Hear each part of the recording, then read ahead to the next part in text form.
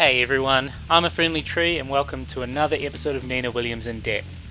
Now you might be going, what's this guy doing on the screen? Why do you have Dragunov there? Today I want to talk about Dragunov's Russian assault, or his While Running 2. And I just want to discuss what Nina can do against the situation, both the move itself and the options after it.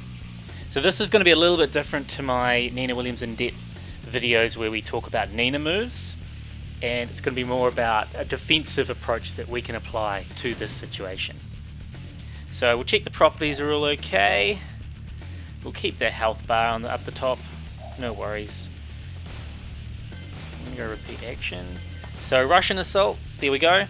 While Running 2.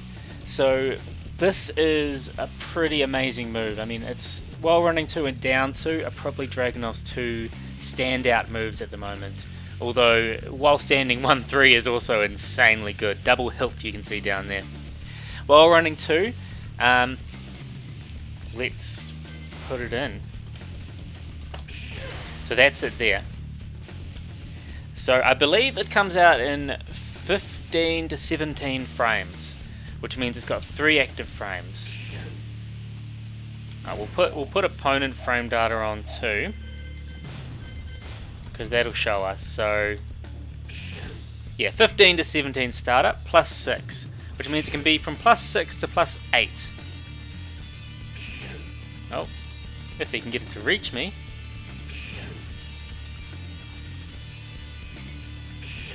Okay, anyway, plus 6 to plus 8. With a 15 frame startup, but with the input, we're looking at about 18 frames to start. But one of the big scary things about this is, well, 1, the speed it can come out in. 2, it's a counter hit launcher. So plus 6 to plus 8 on block and a counter hit launcher. That's scary, man. And if you try and jab him out of it, if you try and use a high, a lot of the frames you'll find it won't work. Maybe I can demonstrate. It's a fast move.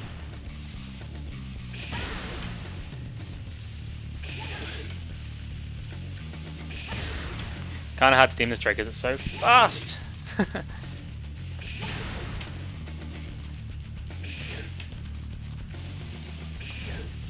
Yeah, okay, I'm not doing a great job demonstrating here.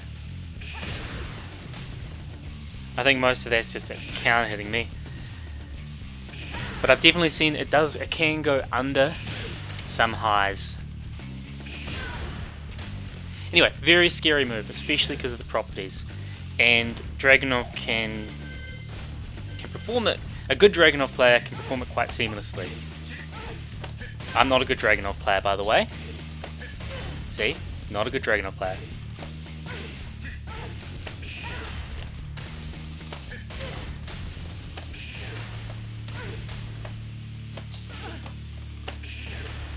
Yeah.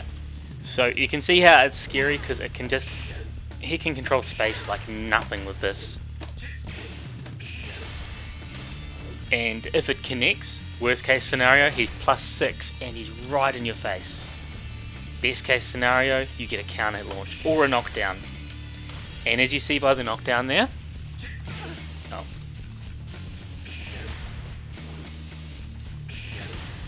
If you don't get up right away by holding back, or by pressing back or forward, then he gets a guaranteed stomp off that too. And look, so he's right in your face when he gets there. So that's scary. So what kind of options do we commonly see from this? We often see people do down 2. So another common move, a scary move, because you can't step that. You can't sidewalk either direction.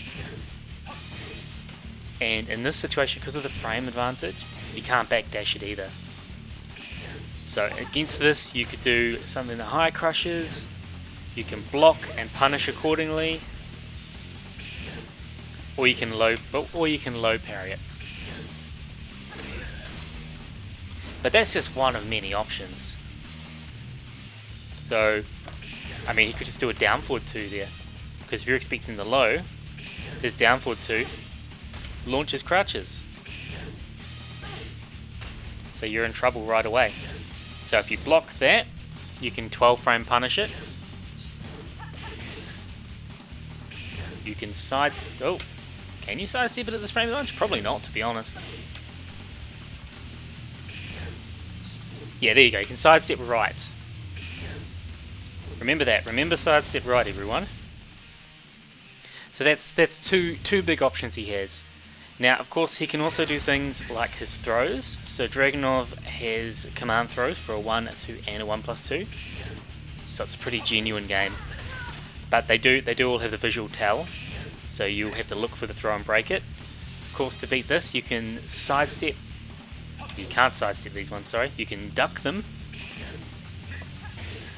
and punish them, or you can break them. But you can't backdash and you can't sidestep at this frame advantage. Alright, some other common options we see. Back 3-4, maybe just, sorry, back 4-3, maybe just back 4 on its own, or back 4-2 extensions. If you see this, you can hope they're doing that and duck and launch. Or you can sidestep right again, but you may get clipped by the second hit, which is a high, remember. Sidestep left also works. Two more we'll include here, okay? Up forward 4. This is a mid, sorry. This is a mid move that'll catch you stepping. Oops. And if you step right, he can get a full combo off that.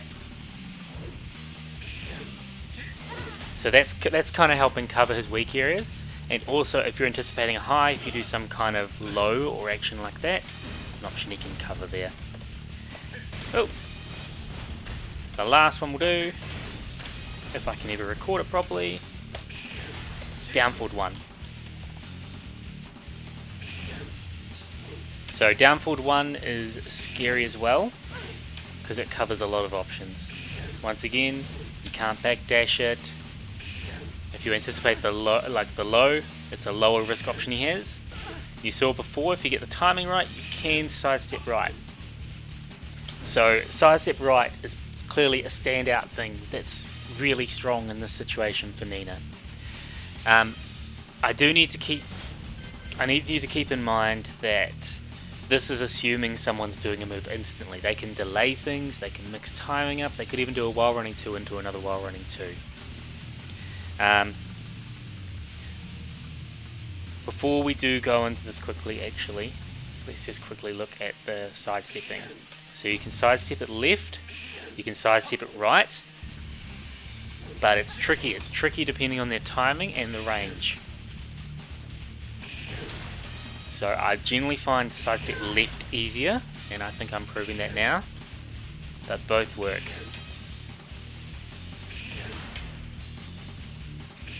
Yeah. So keep that in mind, but it's still risky because they can change the timing of how they input it because it's such a fast move. Anyway, let's continue with the follow-ups. Yeah. So we'll do down 2, back 4-3, up forward 4.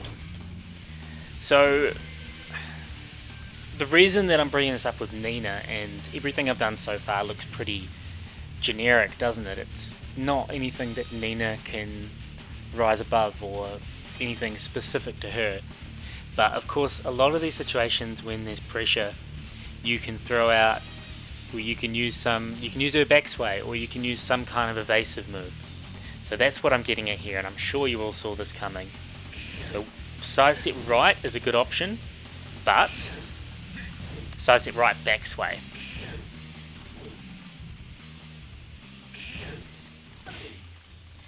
Bit tough against that one.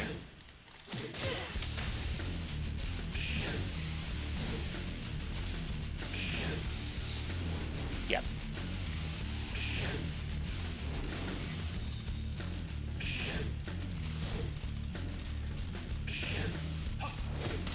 Okay, sorry. Let's instead of just cycling through and hoping it comes up again, let's look at this one. So if I sidestep right, it's a mid, right? But backsway, well, if you backsway properly, you can make the mid-whiff. And you can launch it. Other option we talked about is down forward 2. Yeah. So you can see sidestep right, backsway covers most of these common options you're going to see. But I really do need to stress, this is not an option select that covers everything. It covers common options if the Dragunov does something instantly. But what if, for example, we do something like dash forward 2? Then that beats the backsway. Okay, so this is not a you should use this every time option, but it is a good way to cover your tracks, especially if they force you into a mix-up and you anticipate them to do a move instantly. At the same time, this is not going to cover every single move he can do, because of course he's recovering at +6 in his standing position with access to every single tool he has. So this is just to cover some of his common options, to give you an idea of how you can handle the Dragunov matchup. Because I think that's probably one of his most threatening moves, and one of the easiest pressure situations for a Dragunov player to get into. So if you have awareness about what he's doing and what you can do about it, you're going to be doing a lot better yourself. Okay, thank you very much everyone. That's it. I'll catch you next time. You win. What's done is done.